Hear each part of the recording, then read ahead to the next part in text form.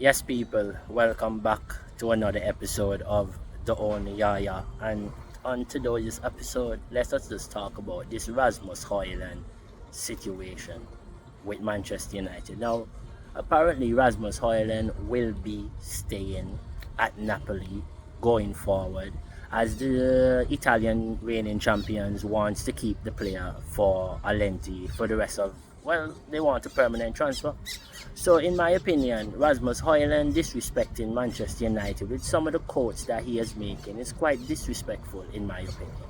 And I don't really respect when you see young players when a big club give you an opportunity that people even know who you are, and then because it doesn't go your way or because the club decides to part ways with yourself and give another young striker the opportunity that you, a young striker, got, then I don't think you should be disrespecting the club. I don't think you should be talking like you think the club owed you more. Like, bro, you got an opportunity and you did not bag enough goals. Whether the team's playing good or not, you did not bag enough goals. Your teammates did not trust you enough to display certain qualities within the games. So don't be going out disrespecting the club, trying to make it seem like the club didn't give you a chance. Because Rasmus, at the end of the day, the reason why people know who you are is because you played for Manchester United. Now, your first season, you did score a lot of goals, and I was one of your big supporters. I think the club should have let you out on loan, but bring you back, and you and Sesko could battle it out. But at the end of the year, you and Sesko somewhat kind of possess similar qualities, yet are different. And the club decided that physically, Sesko fits the Premier League a bit more than yourself.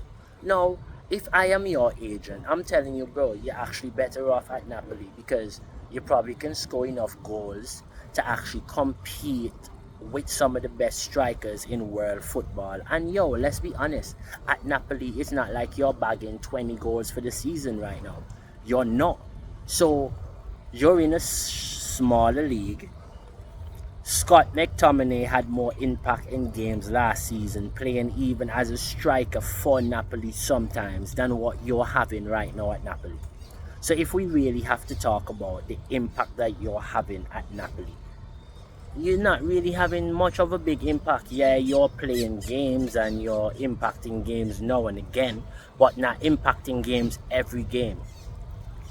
And you're in a league that's, yeah, probably defensively a lot harder, because Lukaku has said this and other players have said this.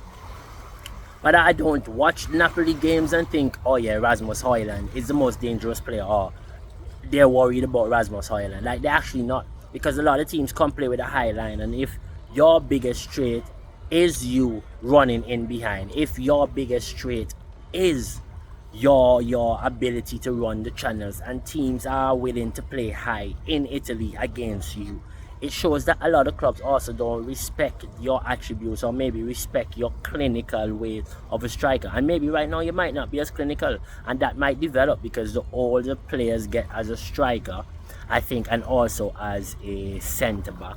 Those are two positions, and a goalkeeper. Those three positions, I think. Centre back, striker, and goalkeeper. I think the older they get, they mature with quality and they get better. So I'm not saying that, like, you can't get better. I'm just saying, humble yourself, King. Humble yourself, because United gave you a chance. And I'm happy to see United getting 44 million for you. Now, does this mean United, I'm hearing rumors also about United thinking about bringing back Mason Greenwood. Does this mean that they're looking to bring back a Mason Greenwood into the club? Let me know what you think, and if you would like Mason Greenwood to come back to Manchester United, because in my opinion, I don't know what happened. I heard some clippings from audios, and that is what people want me to judge the whole situation on. Now, I'm not saying what he did is right.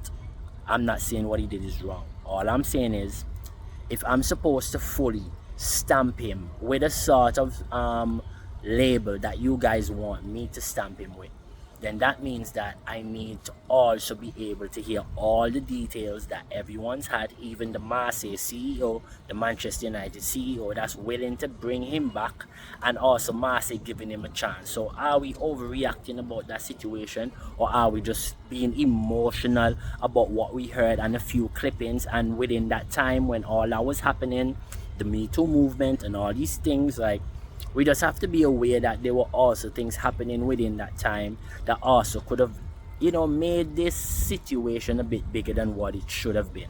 I'm not saying it's not big, I'm just saying we need to have all the evidence in order for us to make a judgment on why Mason Greenwood shouldn't come back to Manchester United. But yes, people, it's been your boy YahYah signing out again. We're out here at English Harbour, just having a sit down, waiting to go have a meal at the Antiguan Yacht Club Sushi and Steakhouse. So yes, have a good time, take care, stay sexy, my people. Catch a yacht here sometime. Sailing week is coming out real soon, so you can dock your boat here at this lovely pier, and you can come have a good time in the time of February. Have a good time. Ciao. Peace.